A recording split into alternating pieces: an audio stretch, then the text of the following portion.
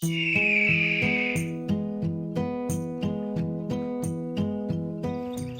it's raining, but I need to do a quick YouTube video. This is one of the first Crosmans. This is the first Crosman that I ever had. This is a 1377 American classic that has been heavily modified. It is a cover. It has a special valve, butt-top valve that can go up to 20 pumps on it. I'm not going to go up to 20 pumps a day. 10 pumps is usually enough. I have a Gamma holographic sign on top. I don't know if it's still signed or not, just put a new battery in. So we're going to see if we can put a few on the target and see if we can get some results. So let's pump it up. 3, 4, 5, 6, 7, 8, 9, 10.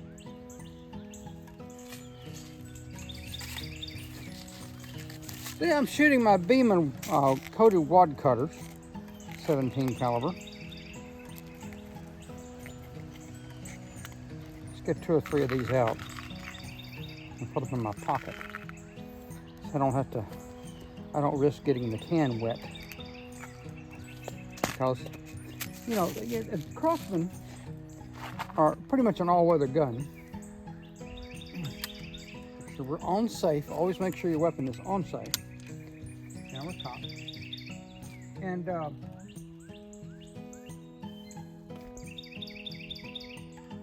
this one has a power adjuster on it too. I didn't mention that.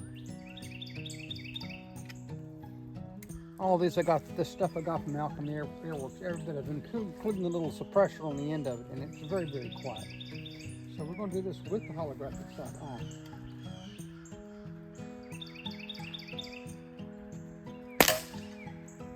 Shot low. So that means I need to raise it up.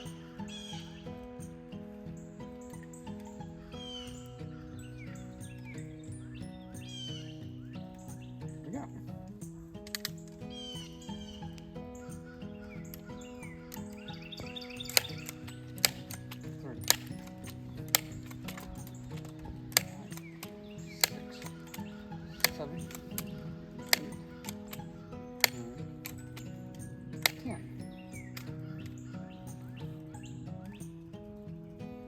Anytime you take a sight off, or you've been sitting up for so long, you're going to have to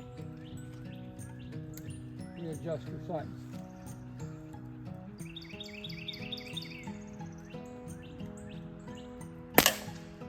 Hi.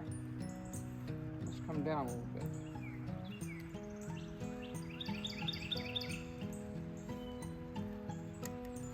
Dead center though. See?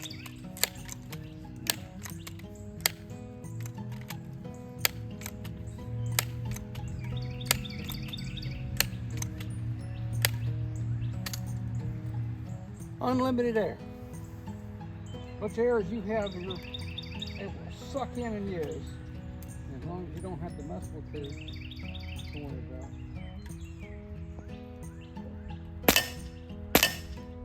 A little bit to the right. I jiggled that. Let's go down a little bit more. There we go.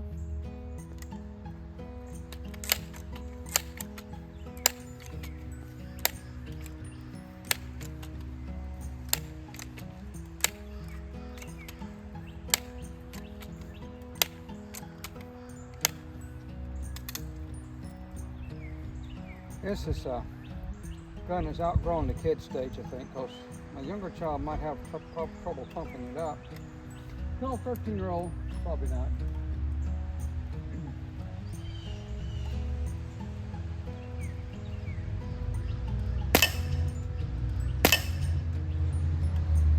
I put that one right beside it, didn't I? Okay, let's get back to the right a little bit.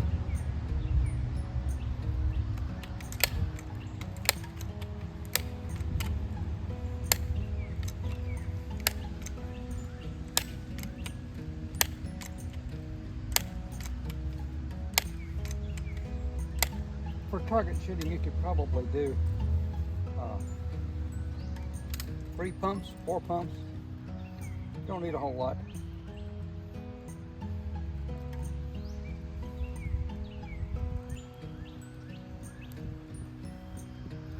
little fiddly.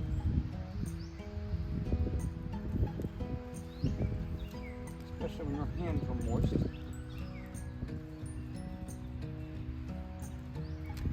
Here we go.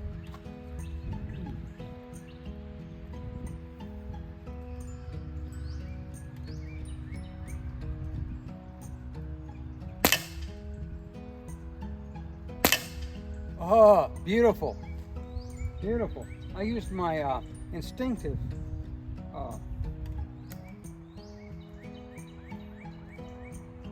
techniques. I think I got one. Do I have another one? So we got one more shot. I used my instinctive techniques to do that. We'll talk about that later. 3, 4, 5.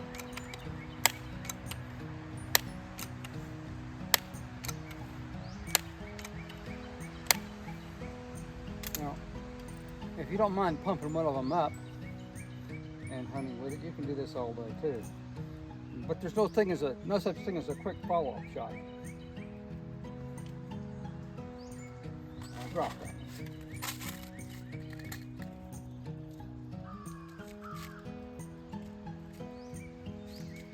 So, a couple more in my pocket. That's the problem. I don't limit myself, as I'll end up shooting these things all day.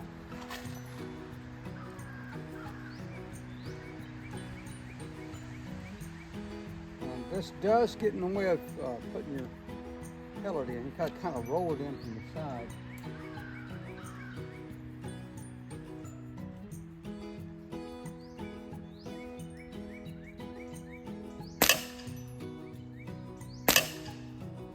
Okay, that's good enough.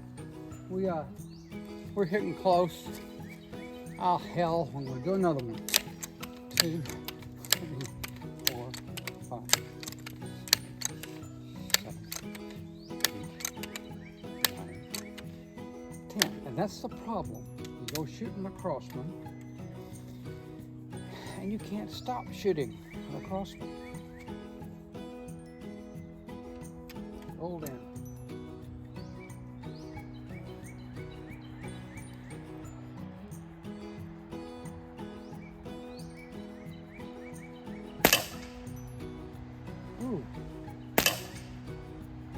Ooh.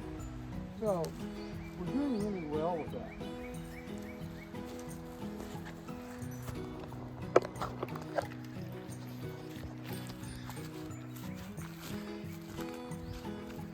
Once we got our scope dialed in, we put 3 of them straight in there. We'll tumble with those wide cutters, don't we? Yeah. But there we go, 3 of them, bang, bang, bang. At about 10 yards.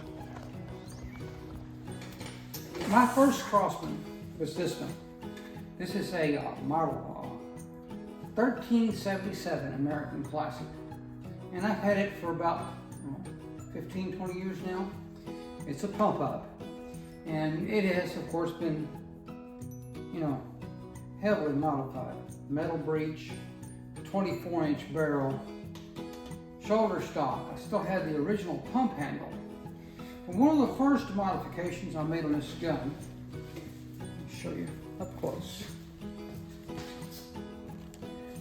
was up here on the pump handle. This little screw right here. Now, on your normal 1377s, you have a little push pin in there, and it works for a while. But if you pump it a lot, after a while it begins to loosen up and won't fall out. So this little modification fixes that. It's a little concentric screw, and once it's in there, you have a little bushing that it rides on, and you'll never have a problem with it loosening up again. A lot of people change out the plastic pump handle. Mine really needs to be changed out. I'd like to put something with a little more, to give me a little more leverage on it, while I'm pumping it. The little suppressor here on the end, it's not much. It is a suppressor. It's tiny. It has a little bit of sound absorbing material in it, and it makes the gun very quiet. I do have iron sights on it, and I don't care if it's plastic or whatever. They are fixed sights, iron sights, in firearms terminology. A little buckhorn sight here on the rear that's adjustable, and I have the pole sight here on the suppressor on the front. And that's pretty much all I've done on the outside, other than this nice little green Gamma red dot. It's actually a green dot, it's a holographic sight. It works well. Has a little 3022 battery, whatever it is. Old, much battery. And inside, we have an Alchemy Airworks special valve and RP valve, and this enables, I think that it has the pump. The valve actually has a little more volume. Enables you to pump the thing up. Instead of 10 pumps, you can go up to 20 pumps. And when you do that, your velocity, the out-of-clock velocity, is going to scale up to 700 feet per second, which is pretty good for a pump-up gun of this sort, 7 caliber. There are Crosman guns that shoot a lot harder. The goal was to try to hit 1,000 feet per second, and I never got there. But it's still more than enough. About the time I got bored with this project was when I got my first 2260. If you've been on, I never looked back at it. Yeah, but it's still a fun little gun to shoot, and the only thing you're going to be out money-wise is this thing after you get into the configuration that you wanted. A little word to the wise about Crosman's. You're going to spend a lot of money on it, unless you're an oak. You're going to spend a lot of money modifying your gun. And when you get where you're not afraid to take the thing apart, put it back together, then you learn to adapt and modify however you need. And that's the fun of it, really. The whole hobby. If you want something just to target shoot with, you can use a daisy. Heck, you can use a daisy with no sights and shoot instinctively. This is a plinking gun, really. That's what I use it for. And I use these Beeman wad cutters, coated wad cutters. They are, I can't remember what weight they are, but they're not very heavy. 250 count. And they're coated. And I don't know what advantages those give to them, but they're useful little pellets. They're even good for hunting, So here we are. This is what we have. The 1377 is a very fun, relatively inexpensive, even modified, relatively inexpensive pellet rifle or pellet pistol. And wouldn't be hard to convert this thing back to a shorter valve and hard to get a pistol again, which would be quite a bit more powerful than the 400 feet per second that you would get unmodified. So this thing is shooting, if you're shooting 700, we're going with all these modifications, we're going 300 feet per second faster than the gun was ever intended to shoot. There you have it, the 1377 American Classic.